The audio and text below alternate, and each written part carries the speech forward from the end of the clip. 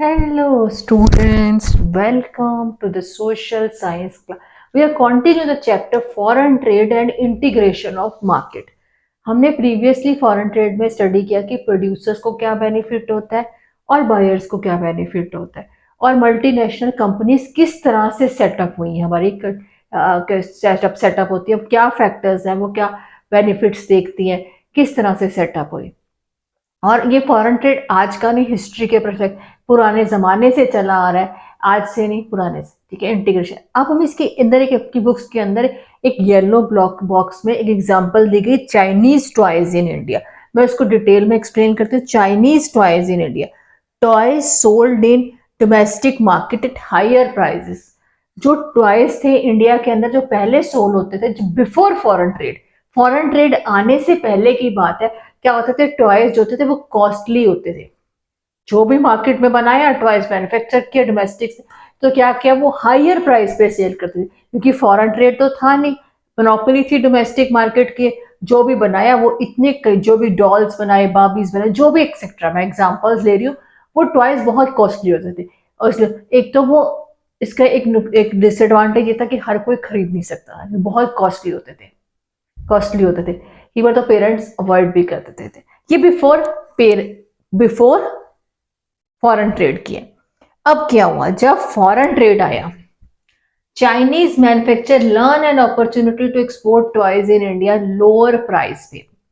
अब जब Chinese manufacturers आए, इन्होंने देखा कि इंडिया के अंदर टॉयज की बहुत डिमांड है। जब फॉरेन ट्रेड आया, foreign trade and integration of markets हुआ, तो क्या हुआ कि उन्होंने देखा कि इंडिया के अंदर डिमांड बहुत ज्यादा है टॉयज की, ओवर डिमांड है टॉयज की।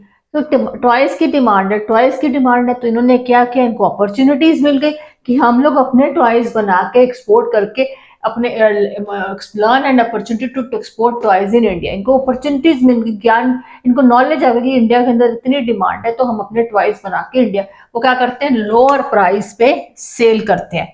वो महंगे कॉस्ट पे नहीं, लोअर प्राइस पे सेल करते हैं। अब लोअर प्राइस पे सेल, अब बायर्स को क्या बेनिफिट हुआ, इसका ध्यान से बेनिफिट्स टू बायर्स। बायर्स को बेनिफिट क्या हुआ, buyers in India now have the option choosing between Indian and Chinese toys.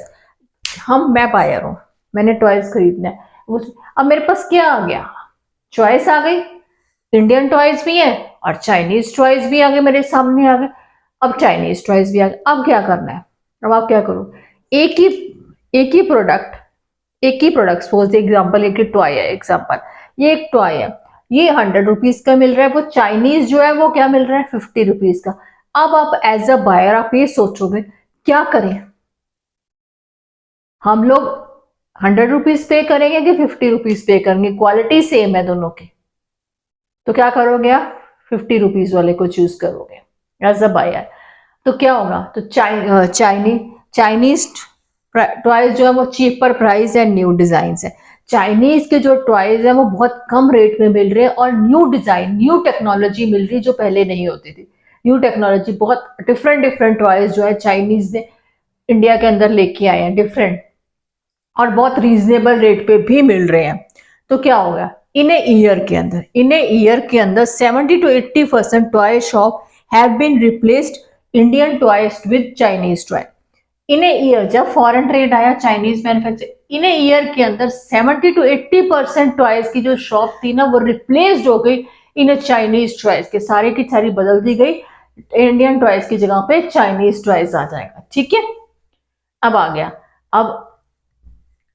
अब क्या आगे सम एनालाइज करो, सोचो, जब जो फॉरेन ट्रेड आया तो क्या, अब मैं एग्जांपल भी ले, फॉरेन कंपटीशन, कंपटीशन हो गया Indian toys and Chinese toys के अंदर, क्या हो गया, कंपटीशन, इंडियन टॉयज, ये इंडियन टॉयज है और ये चाइनीज, इन दोनों के अंदर कंपटीशन हो गया, पर ये एक हायर प्राइस पे, एक लोअर प्राइस के। तो लोगों में जो चाइनीज टॉयज थे बहुत पॉपुलर हो गए, लोग बहुत डिमांड करने लगे, तो क्या हो गया, तो जो इंडियन डोमेस्टिक मार्केट के इंडियन टॉयज थे उनको फिर लॉस फेस करना शुरू करके, वो कंपटीशन में टिक ही नहीं पाए, लॉस होना शुरू करके वो हायर प्राइस पे सेल करते थे।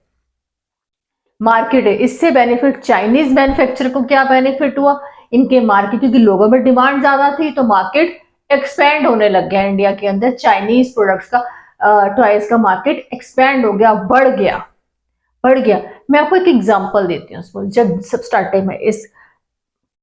स्टार्टिंग में जब जियो आया था, जियो ने बहुत कम प्राइसेस रखे कि कम प्राइसेस पे टॉक टाइम मिल रहा था, इतना डाटा जीपी मिल रहा है, इतना कम प्राइसेस।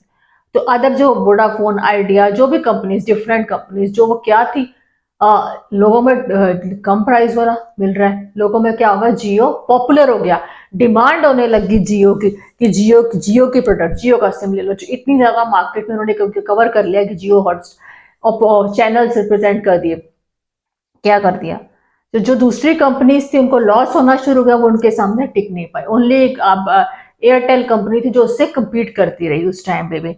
पर क्या हुआ, जब उसने जियो ने मार्केट को पूरा कवर कर दिया, लोगों को एडिक्ट बना दिया इस चीज के लिए कि इजिली, तो क्या कर दिया उन्होंने, प्राइजेस हाई कर दिए, प्राइजेस हाई कर दिए, बढ़ा दिए, मोनोपोली हो गई मार्केट में क्योंकि जियो की डिमांड हो गई थी। ये आपके टॉपिक से बियॉन्ड मैंने आपको एक्सप्लेन किया।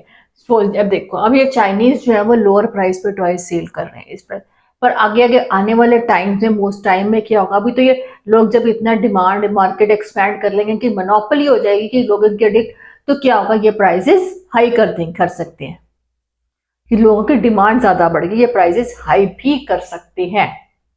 जैसे एग्जांपल मैंने जियो का दिया, ये बियॉन्ड मैंने आपके टॉपिक से ये है। तो स्टूडेंट अंडरस्टैंड दिस टॉपिक है चाइनीज टॉयज इन इंडिया, कि चाइनीज टॉयज किस तरह से इंडिया के अंदर आए, उन्होंने मैन्युफैक्चर किया, मार्केट को एक्सपैंड किया, पूरा राज कर रहे हैं, इंडियन टॉयज को रिप्लेस कर दिया। अगर किसी को कुछ नहीं समझ आया तो please write down on the comments में, आपकी क्वेरीज को क्लियर करूंगी। Please follow and subscribe my channel.